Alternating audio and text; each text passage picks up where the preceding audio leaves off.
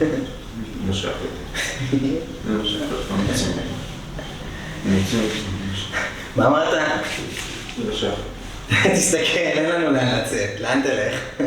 אתה לא מבין, היה בלבול, אני לא שייך לפה. אני רוצה... תראה, אנשים אומרים את זה פה לפחות 3 פעמים ביום. אתה לא מבין? אני רציני, אני לא שייך לפה. עזוב! תסתכל על עצמך, מי יאמין לך בכלל? אני יודע שאתה לא שונה מאלה שצועקים על הטלוויזיה שלהם, ואני יודע גם שאתה לא שונה מאותם אנשים שמאכלים מאחורי הגב של אנשים אחרים. ובטח שאתה לא שונה מאותם אנשים שמאמינים בשיט שהם לא מאמינים בו בכלל. מי אתה מדבר? אני לא מדבר עם אף אחד. אתה? איתך.